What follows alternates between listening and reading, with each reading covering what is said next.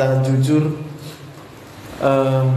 merenungkan, kalau kita bisa hidup sampai dengan hari ini itu tidak sedikit pun karena andil kita. Orang-orang yang tidak mengenal Allah dengan benar, maka mereka akan mencari-cari kehidupan. Setiap hari bekerja, cari uang. Karena kita pikir kita gak bisa hidup kalau gak punya uang. Ya. Tadi Bapak yang kasih kesaksian, terima kasih Pak ya. Tapi jujur, saya mau katakan kurang adil rasanya kalau kita hanya menganggap Tuhan itu berikan rezeki berupa uang. Itu sangat tidak adil buat Tuhan. Bahkan menurut saya, kita merendahkan Tuhan. Sebab kita kemudian akan menghitung-hitung berkat daripada Tuhan sebatas daripada apa yang kita peroleh hari demi hari untuk bisa makan. Ya. Maka saya selalu bertanya, kenapa kita masih hidup sampai dengan hari ini? Dan ada banyak kemudian saudara-saudara yang saya kasihi marah dia. Nanti dia bilang, kayak mana dokter ini? Jadi maksudnya aku mau mati.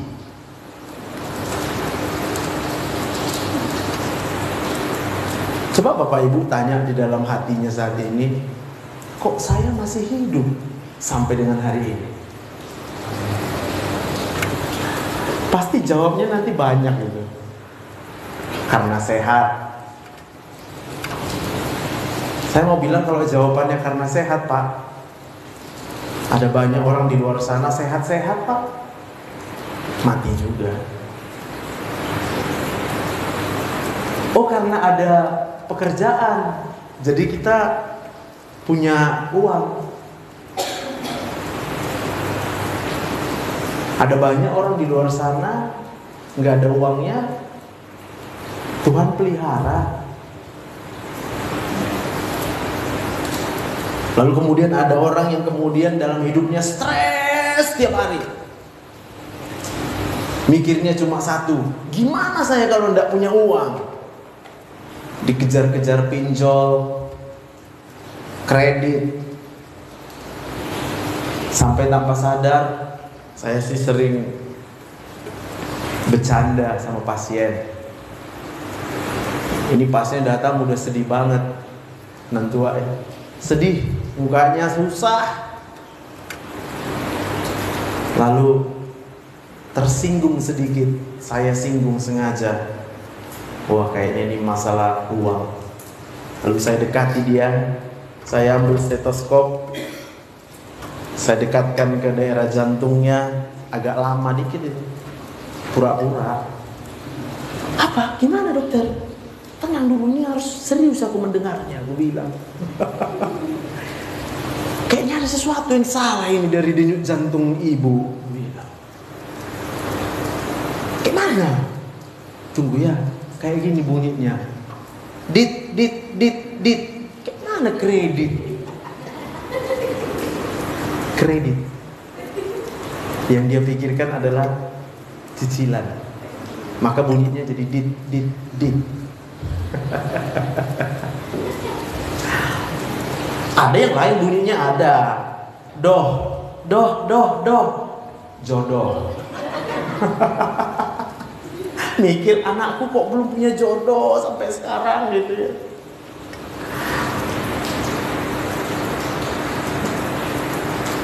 Nanti anaknya udah dapat jodoh, mikir juga. Cuk katanya, kok belum punya cucu anakku Tuhan. Sampai situ bisa mengerti. Lalu kemudian itu yang menggerakkan kehidupan kita. Setiap hari, setiap detik yang Tuhan sudah berikan dalam hidup kita, kita terus-menerus bersoal dan bersoal di dalam pikiran kita cuma tentang apa yang kita rasa kurang. Hari ini saya mau mengingatkan diri saya juga, dan saya berdoa setiap kita juga harus mengerti hal ini. Tetapi bukan hanya mengerti, kalau Bapak Ibu melakukan firman ini, percayalah, gereja ini bisa gak cukup tempat duduknya.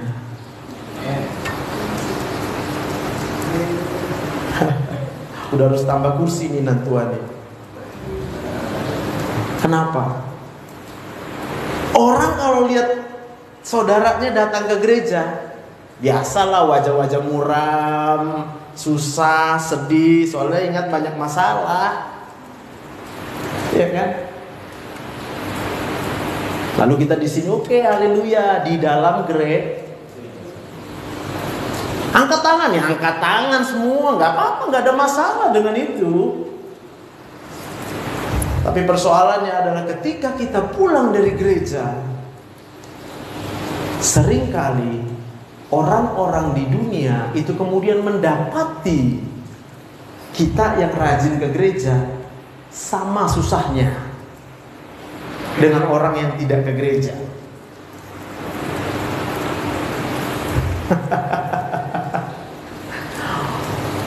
Orang yang tidak kenal Tuhan mikir uang. Kita kenal Tuhan juga mikir iya.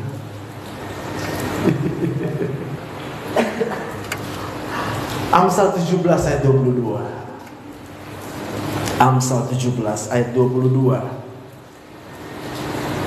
Hati yang gembira adalah obat yang manjur.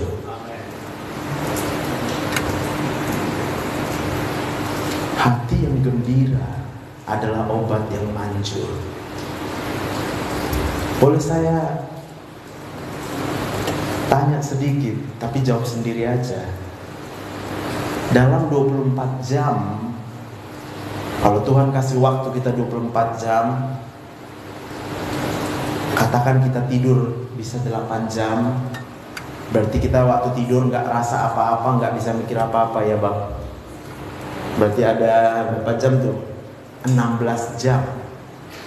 Dalam 16 jam itu ada berapa menit kita kemudian bisa merasakan gembira?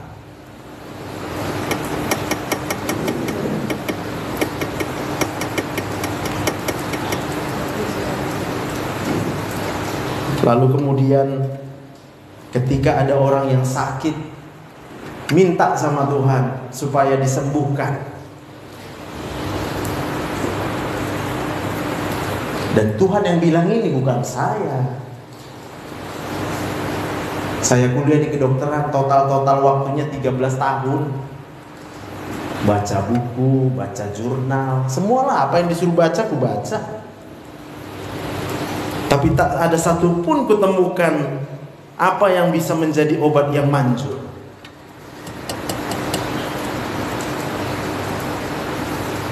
Lalu mungkin kita bertemu dengan pengajaran-pengajaran di gereja yang kemudian akan berkata, Tuhan itu menyembuhkan. Amin. Kita nggak boleh ragukan itu. Tapi pertanyaannya, apa kemudian Tuhan langsung sembuhkan semua orang secara spontan?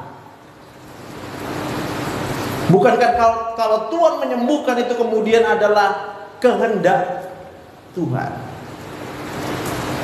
Sebab kita pasti menemukan juga orang-orang yang sudah berdoa bertahun-tahun tapi dia nggak sembuh juga.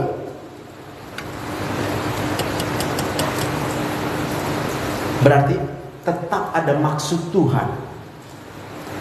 Maksud Tuhan ketika kita harus mengalami sakit. Lalu Tuhan kasih pesan ini sama kita.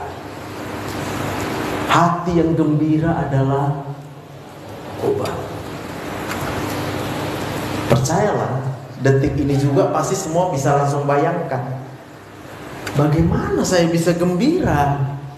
Rasa sakit di tubuh saya begitu beratnya. Ada sakit kepala, ada yang sakit di dadanya, ada yang sakit di perutnya, ada yang sakit di lututnya, ada yang sakit di telapak kakinya. Satu-satunya yang gak punya rasa sakit cuma rambut. Itu pun kalau masih ada rambut. Lah kalau udah gak ada rambut, habislah. Semua organ tubuh kita berpotensi untuk kemudian mengalami rasa sakit.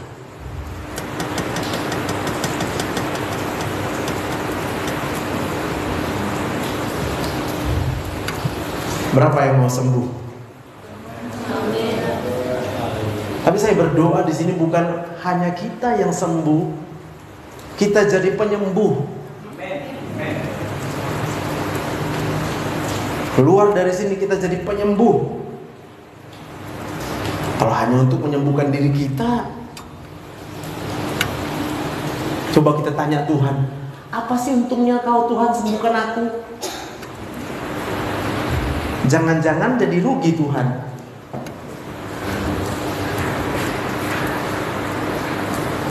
Ya Pak, jangan-jangan Tuhan jadi rugi. Karena waktu kita sembuh, yang laki-laki main perempuan, ibu-ibu waktu sembuh mulutnya gosip. Coba kalau sakit, terbaring di tempat tidur dengan damai, diam, merenung, gak bisa buat dosa.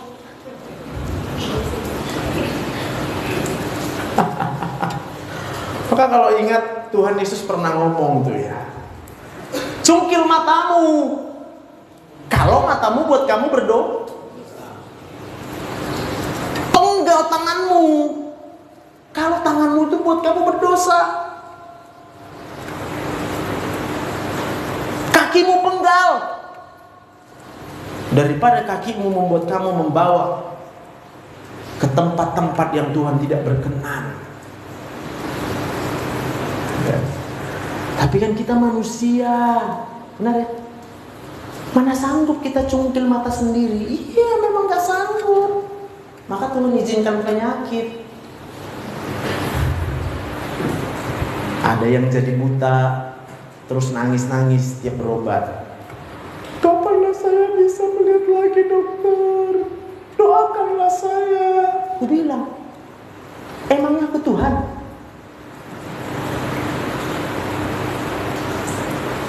Kapanlah bisa gak sakit lagi perutku ini? Aku bilang, emangnya aku Tuhan? Bersyukur Pak, Bapak sakit perut jadi gak sempat main perempuan. Amin Pak.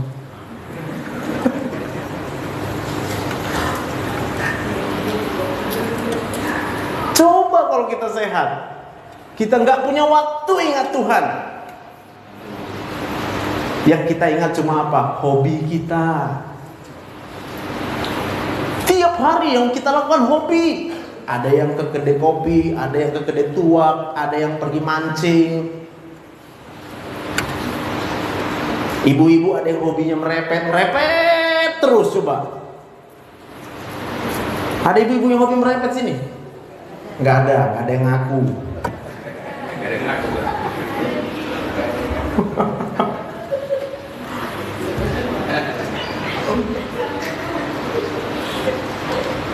Maka apa yang saya pelajari saya udah praktek kira-kira 8 tahun, ketemu dengan banyak saudara-saudara yang sakit. Tuhan ajarkan sama saya, sakitnya itu sebenarnya menyelamatkan dia. Maka kata Tuhan Yesus, lebih baik kamu kehilangan matamu daripada kamu dengan utuh, sehat-sehat tapi masuk neraka. Amin. Bu, ibu kalau cerewet, emang ibu pikir itu baik? Stres bu anaknya bu, kalau ibu-ibunya cerewet, stres. Lalu kemudian dia biasa datang itu, anakku bandel kali dokter, gak bisa dibilang cakap katanya. Loh, emang kayak mana bilang cakap sama anak-anak? Dia gak tahu ini, dia gak tahu itu. Contohnya apa? Contohnya apa? Lalu dia bilang, kalau setiap pulang sekolah, anaknya itu pasti melemparkan tas kemanapun dia mau. Terus ibu marah. Marahlah, masa nggak marah? Terus dia berubah? Enggak. Ibu marah tiap hari? Iya. Terus ibu sekarang datang keluar sakit kepala? Iya. Udah paham bu, kenapa ibu sakit kepala? Ibu kalau marah, tekanan di dalam otak ibu naik bu. Naik. Udah tekanan di otak naik, anak-anak bukannya mau berubah, malah tambah melawan. Oke? Jadi apa yang harus kita lakukan? Gembira, gembira. Gembira. Bingung dia. Kayak mana aku gembira melihat anakku melakukan yang gak baik, katanya. Pas pertanyaan ibu bilang. Berarti coba tanya si anak, dia gembira nggak waktu melemparkan tas? Tas. Tanya sama anak ibu, aku bilang. Kalau nggak dia jawab enak melempar tas suka-sukanya. Tepuk tangan untuk Tuhan juga. Enak. Kenapa? Karena dia udah bosan dikekang. Di sekolah dia pasti dikekang, banyak aturan. Yang dia tahu diatur itu tidak enak, Pak. Terus ibunya dengan sok pahlawan ngatur-ngatur lagi. Kapan mau berubah itu anak? Bu, mulai besok, saya bilang gitu. Kalau anaknya lempar tas, ibu senyumin dulu. Puji Tuhan ya, kamu udah sampai rumah ya. Waduh, Tuhan itu baik ya, mengantarkan kamu bisa sampai ke rumah. Ingat gak kamu sama Tuhan? Bilang gitu sama anak ibu. Kalau bukan karena Tuhan, kamu gak bisa sampai ke sini loh. Coba, saya mau tanya. Kalau ibunya ngomong gitu sama anaknya rasa apa? Senang gak? Bingung dia, terharu. Dipenuhi Roh Kudus mamaku. Selama ini dipenuhi Roh Kuda. Amin. Terus ngapain? Udah, biar aja dulu dia lempar tasnya. Lalu ibu angkat tasnya. Aduh, mama bersyukur masih dikasih tangan sama Tuhan. Ada kekuatan untuk membuat tasnya ini di tempat yang rapi. Mama senang kali kalau tas ini di tempat yang rapi. Apa? Mama senang sekali, gembira kali kalau tas ini di tempat yang rapi.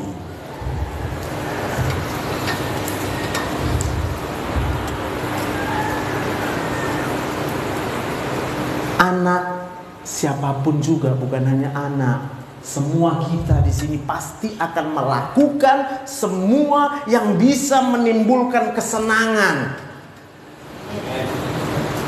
Nanti dia bisa rasakan betapa bahagianya mamanya mengangkat tas lalu meletakkan di tempat yang rapi. Iri dia nanti. Ih, kok senang kali mamaku ya mengangkat tas ditaruh ke tempat yang rapi ya. Kok senang kali mamaku ya. Masa sih aku gak mau ikut senang?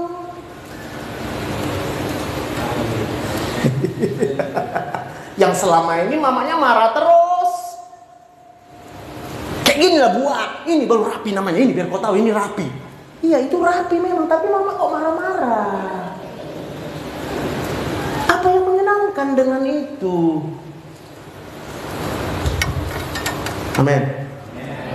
Sama Pak, Bapak juga gitu sama istri. Ya, Bapak kalau bilang istrinya cerewet Pak, kasihilah istri Bapak. Bu, ibu juga gitu. ketemu dengan suami yang agak-agak nakal, ibu bahagialah. Sebab kalau laki-laki nakal, karena dia rasa kurang bahagia di rumahnya, maka dia cari-cari kebahagiaan di luar. Amin. Hati yang gembira adalah obat. Itu sebabnya kadang saya kalau khotbah di gereja agak sedikit lebih canggung, karena saya yakin yang datang ke gereja dalam keadaan sehat.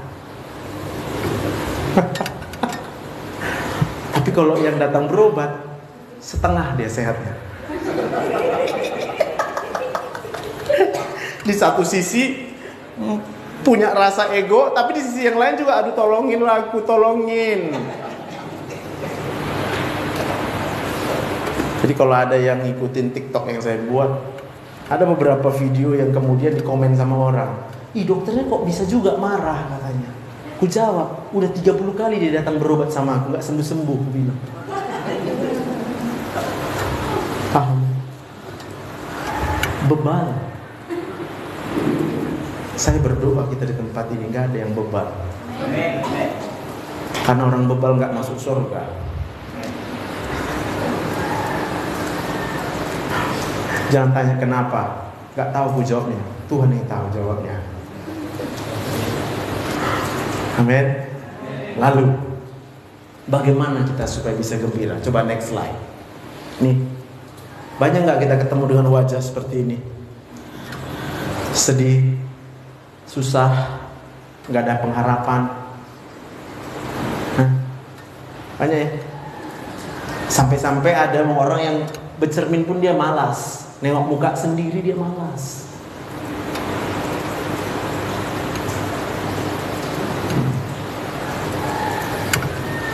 Next slide. Oke. Apa itu? Bersyukur. Hanya dengan bersyukurlah maka kita bisa mengalami kegembiraan. Tapi jangan berhenti di situ dulu.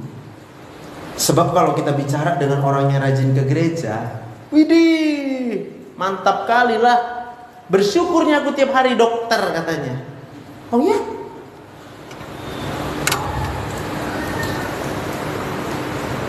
Berdoanya aku tiap waktu. Oh ya? Apa isi doamu? Ya, bersyukurlah. Terima kasih Tuhan, aku bilang. Oh haleluya. Siap itu minta apa? Mana lebih banyak? Permintaan atau syukur?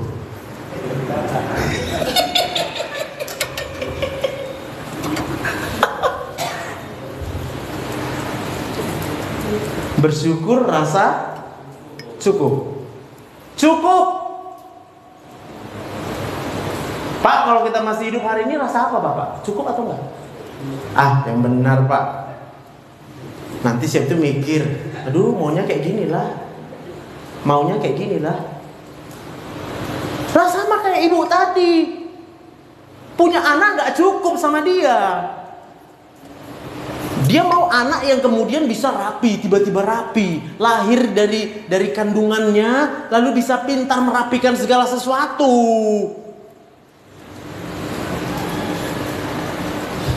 Itu masih bicara tentang rapi. Nanti ada anak-anak yang melawan orang tua. Melawan orang tua. Lalu kemudian orang tua jadi frustrasi. Kok anakku jahat semua? Lo tuh nanya sama siapa? Anakku jahat.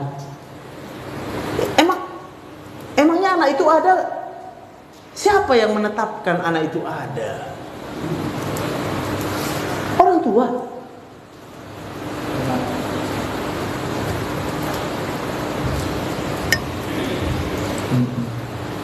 Terus apa ada orang yang lahir diprogram langsung jadi orang baik? Alkitab menyatakan karena semua orang telah kehilangan kemuliaan Allah.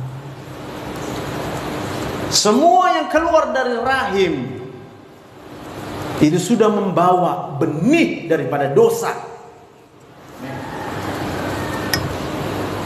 Maka muncul Yohanes 3 ayat 16, karena begitu besar kasih Allah akan dunia ini, sehingga apa? Dia berikan anaknya yang tunggal, supaya kita tidak binasa. Terus apa gratis? Enggak, Pak. Kita harus hidup sama seperti Yesus hidup.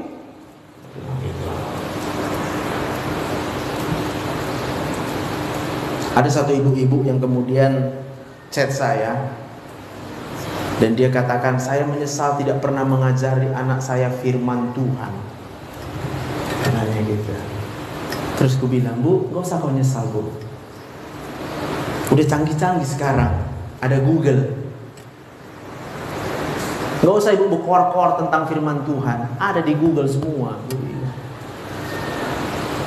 Mau cari apa ayatnya, tinggal ketik search, keluar ayatnya. Yang perlu ibu ajari bagaimana untuk bisa menjadi seperti Yesus. Saya mau tanya, Yesus yang kita kenal mengasihi enggak? Ibu ajarinlah mengasihi sama anak ibu. Lah kalau ibu hidupnya juga sama suami berantem terus, di mana anak-anak belajar mengasihi? Cuma ngomong, ingat ya, harus mengasihi, hafal ayatnya, harus mengasihi.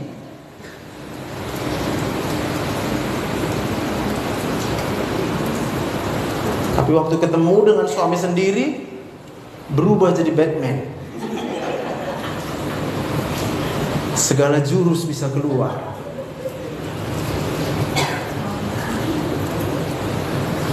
Alkitab berkata, hai istri, tunduklah. Tahu nggak? Kalau saya ngomong itu sama istri-istri, enak kali lah suami-suami itu katanya. Loh, emangnya yang bilang itu aku? Bilang. Aku mana ngomong itu? Bilang. Ini loh dari Alkitab. Ya tapi kan istriku jahat. Lanjutkan baca. Supaya suami-suami yang tidak takut Tuhan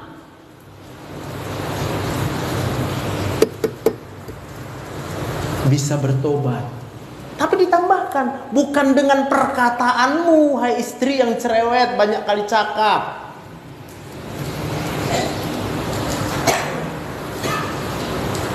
Tapi dengan melihat betapa salehnya tingkah lakumu.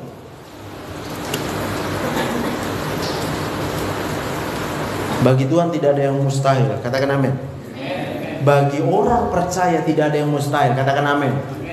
Tapi coba kita ingat, ada berapa banyak perceraian yang harus terjadi sampai dengan hari ini, selama kita hidup. Dengan alasan apa? Gak tahan lagi aku. Nah, yang suruh kau menikah dulu siapa?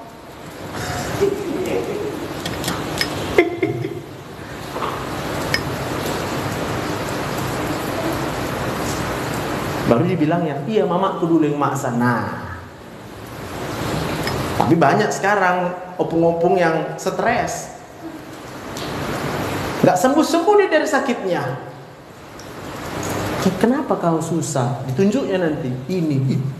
Baiknya dia aku tengok, aku bilang, sehatnya dia nih, belum kawin dia kata, bah, kayak mana ya? Anak perempuannya belum kawin, umurnya udah 35-36, susah dia. Lalu aku bilang, kita ini di bawah, Tuhan itu di atas. Tuhan yang lihat siapa jodoh yang cocok untuk anak perempuanmu. Kalau kau paksakan anakmu harus berjodoh, ku pastikan salah pilih. Bukan tidak boleh, silakanlah menikah, tapi nanti harga yang harus dibayar terlalu mahal. Lalu Inang udah tinggal mau mati, Pigilah inang, tinggallah anak perempuan inang, disiksa sama suaminya. Kita pikir Tuhan baik, Tuhan baik. Ya itulah kebaikan Tuhan. Kalau sampai hari ini dia belum punya jodoh, itu kebaikan Tuhan. Sebab Tuhan tidak akan mungkin merancangkan hari depan yang jahat buat kita. Tapi kita yang maksain Tuhan. Kita pikir kalau kita punya uang banyak, harta berlimpah, itu kemudian kita bahagia. Lalu kalau sekarang kita nggak punya apa-apa, kita marah sama Tuhan. Kok kayak gini hidupku?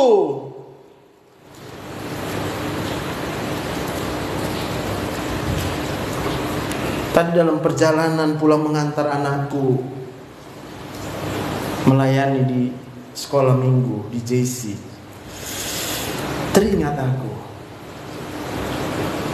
Karena ada yang pernah ngomong, berarti jahatlah Tuhan itu. Apanya yang jahat? Kenapa kita diizinkan untuk bertemu dengan orang-orang yang menyakiti perasaan kita?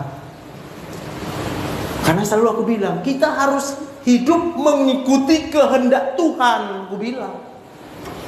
Lalu dia tangkap kehendak Tuhan itu adalah mendatangkan orang jahat. Lalu karena itu kehendak Tuhan, kita berdoa setiap hari, Tuhan, buatlah dia bertobat, buatlah dia bertobat. Selama dia belum bertobat, terus kita bilang sama Tuhan, kenapa belum bertobat? Kenapa belum bertobat? Sakit kali hatiku, sakit kali hatiku. Bapak Ibu yang dikasih Tuhan, bukan kehendak Tuhan kita ketemu dengan orang jahat. Kehendak Tuhan adalah ketika kita bertemu dengan orang yang jahat, Tuhan menghendaki kita mengampuni.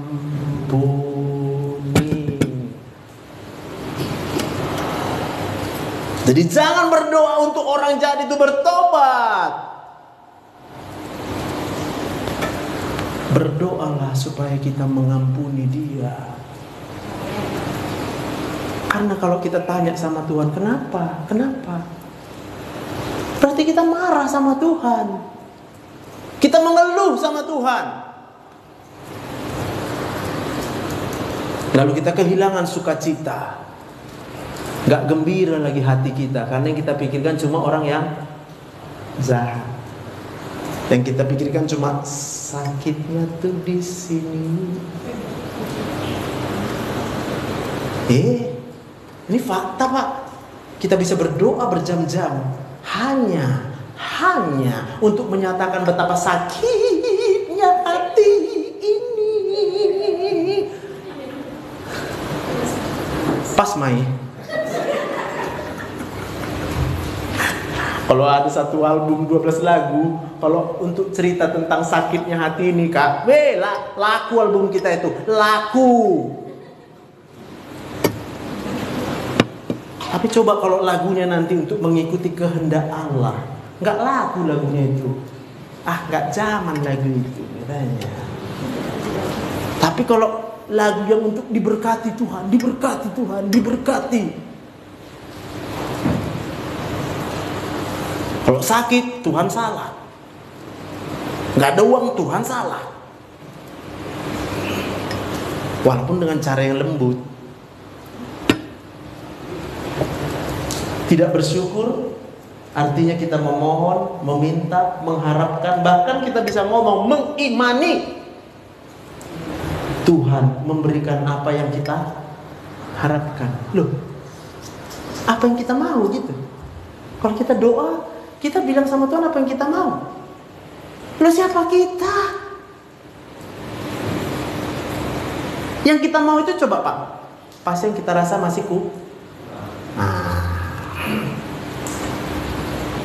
yang sakit doanya minta karena rasa kurang sehat.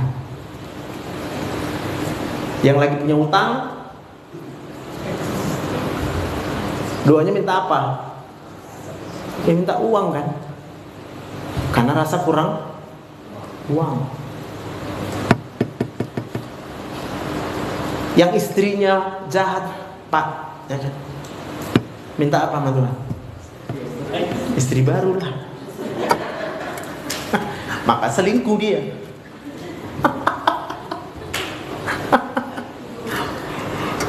Ibu, suami kasar, minta apa sama Tuhan? Minta bertobat. Tahu nggak? Ini nggak main-main. Jadi ini suaminya memang doyan selingkuh, kasar, KDRT. Oke? Lalu mereka datang berobat sama saya. Kanker hati udah stadium 4, udah tamat lah ini. Kira-kira gitu. Secara medis, tenang Pak. Secara medis. Masa sih kita cuma medis yang kita pegang? Masa kita nggak percaya sama Tuhan? Amin. Dia datang dengan muka yang udah memang mau mati lah, pucat gitu. Kenapa masih hidup Pak? Gue bilang, makin pucat dia nih.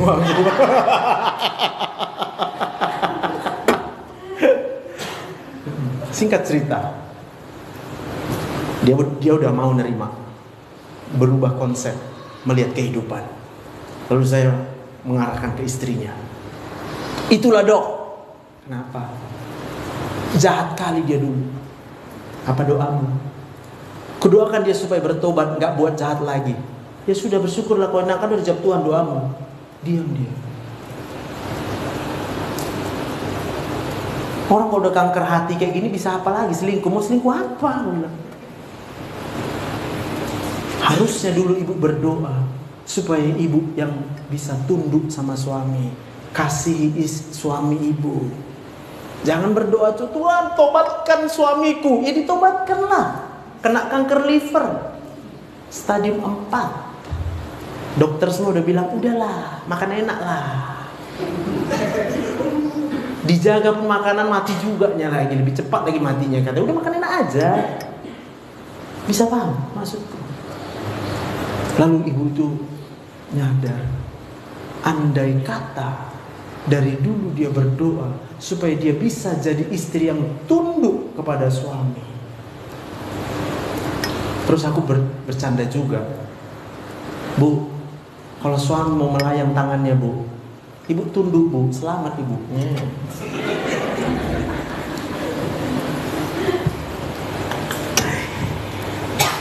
Ngaku aja ibu, waktu suami marah ibu pasti gini, apa kau? Aurora. Jadi Batman. Kena tabok lah ibu, toh katanya. Tapi coba ibu tunduk, set, dilempar piring, tuh lewat piringnya. Maka disuruh tunduk, tuh bilang.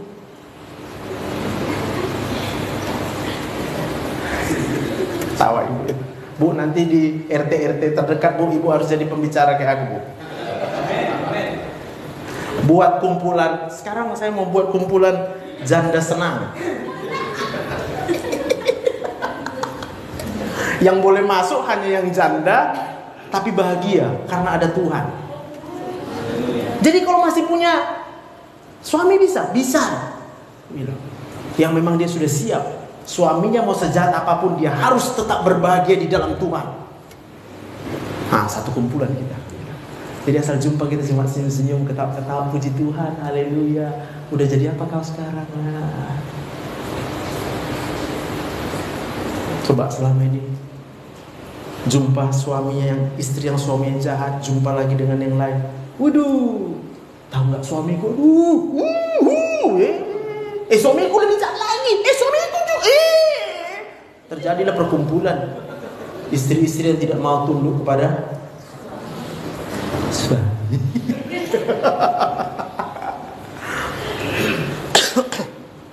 Jadi kalau suaminya nanti di luar sana ada yang suaminya tukang pulang pagi, suruh nanti ibu itu buat alarm, lihat jam berapa dia pulang, dia pagi. Buat alarm kira-kira setengah jam sebelum suaminya pulang, langsung bersisir. Sisiran dong. Kalau kayak mana coba? Suami pulang, ketemu istri, pakai mana mukanya? Itu masih dari yang alaminya, belum lagi membawa kemarahan. Dibolong suaminya. Makin gak mau pulang dia ke rumah. Cocok lah aku merasa gak pulang lagi ke rumah ini. Soalnya kalau pulang aku ikut tengok singa katanya. Sementara kalau di kedai kopi, yang ditengok siapa coba? Waduh, apa aja yang diminta dikasih. Kopi, datang kopi. Ditanya lagi, udah manis belum? Ah, belum, tambah lagi. Oke Pak, kasih gula. Kalau di rumah, buatkan aku kopi. Gak ada tangan kau itu, gak ada kaki kau, itu melangkah kau. Ah, bapak ini bertobat nanti Pak ya.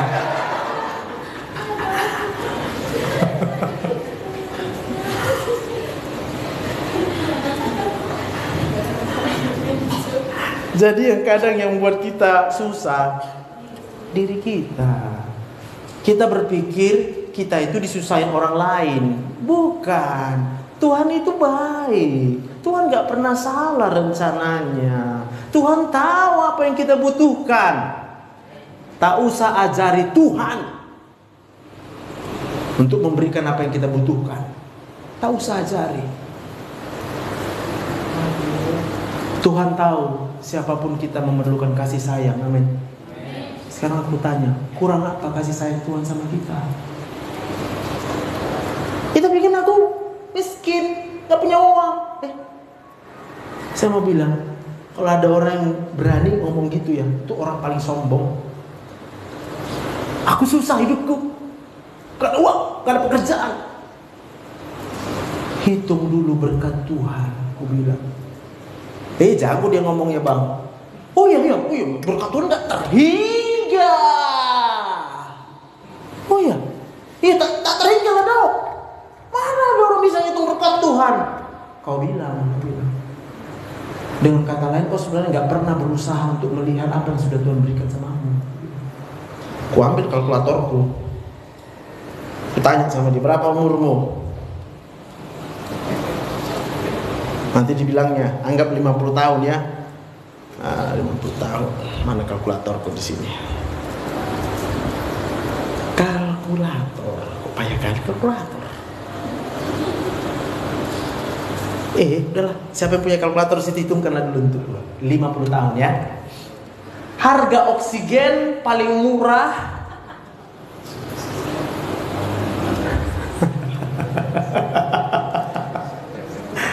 32 perak per liter. 1 liter 32 perak. Itu paling murah. Di atas itu ada lebih mahal. Tergantung kemasannya. Ini dalam keadaan untuk orang yang mau sekarat di rumah sakit. Rumah sakit juga nggak tega buat harga mahal-mahal. Kasiannya udah sekarat. Masa kita kasih harga oksigen mahal-mahal? Udah 32 perak. Udah kak, pegang kalkulator kakak di situ. 50 tahun umurnya. Kalikan 365 hari. Kalikan 24 jam, Pak. Kan kita bernapas 24 jam. Kalikan 60. Kalikanlah 240 rupiah. Berapa Pak? Miliar enggak Pak? Itu masih napas. Emang Bapak nggak makan? Makan kan? 50.000 per hari. Saya mau bilang, dari mana itu uang? Apa harus pakai uang? Tuhan kasih sama kita. Terus kita bilang untuk bersyukur aja nggak bisa. Kita minta lagi yang lain.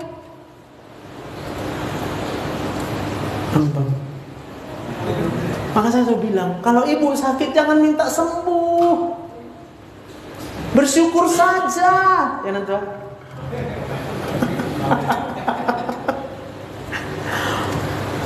Kayak mana katanya? Ya itu aja, hitung dulu berkat Tuhan untukmu. Dari mana itu oksigen?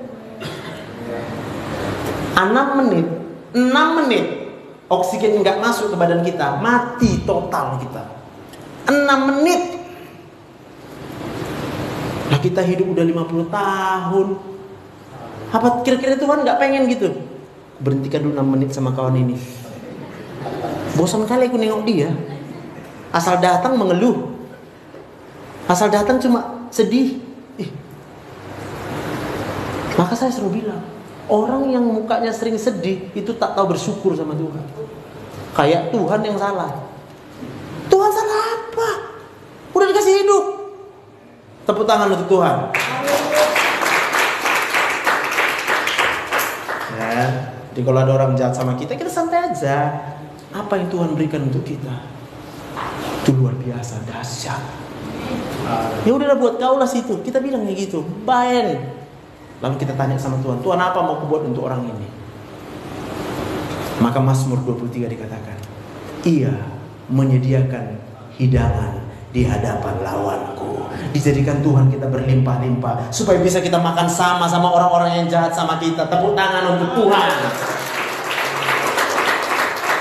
Iya kan? Maka di perjanjian baru dikatakan apa? Kalau seterumu lapar, beri dia makan. Tapi kalau orang dunia bilang seterumu lapar, saatnya kau pijat dia, lagi lemas dia. Bertobat, Pak. Mari kita bertobat. Amin. Udahlah, nanti nggak bisa habis kalau aku ngomong berjam-jam bisa. Ya kan? Cuma kasihan anakku, Pak, udah nunggu. Ya udah, nanti lain waktu kita jumpa lagi ya.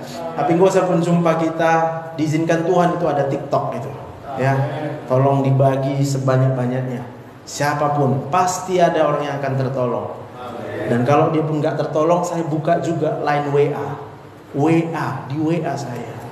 Ya, jadi sejujur-jujurnya ini ada banyak WA di sini. Bahkan orang-orang yang nggak kenal Tuhan Yesus. Saya cuma kenalkan dia sama penciptanya. Sadar dulu kita siapa diri kita di hadapan pencipta. Untuk bersyukur aja kita nggak bisa. Tapi kalau kita sudah bisa bersyukur, aduh gembira terus kita. Ya, malah kalau kita tiba-tiba rasa sedih, tokokkan kepala ini. Nggak tahu diri kau. Udah dikasih Tuhan kau hidup. Di stop 6 menit nanti oksigen dari kau mati kau. Amin. Mau kasar sama istri, tokokkan, bertobat. Lembut sama istri. Ya, nggak apa-apa. Ambil dulu ini, ambil.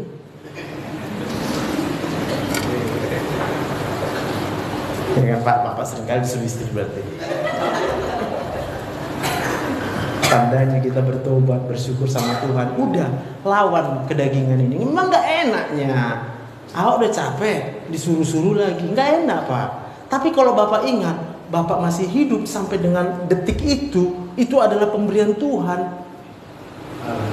Lalu kita rasa kecewa, kita marah sama istri kita. Saya mau bilang, yang sering marah sama istri, itu marahnya sama Tuhan. Sebab bukan manusia yang mempersatukan antara suami dan istri. Itu Tuhan yang mempersatukan. Berarti kalau kita marah sama istri sendiri, kita marah sama Tuhan yang mempersatukan kita dengan istri.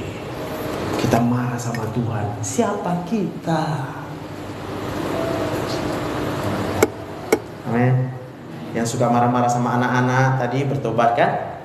Ibu-ibu berhenti untuk cerewet-cerewet. Kasihan Bu, gak ada orang yang senang dicerewetin. Atau saya mau tanya, Ibu senang dicerewetin?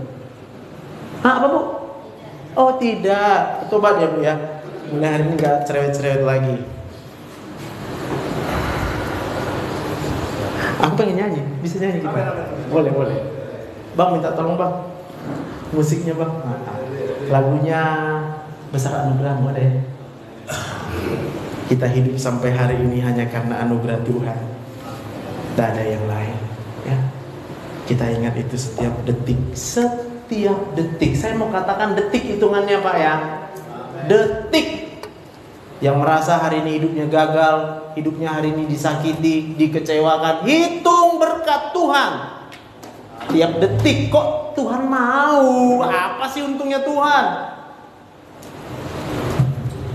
Amin. Gitu Bang. Gitu. Ku ada sebagai mana ku ada. Ku menghadap tatamu Bapa. Semua karena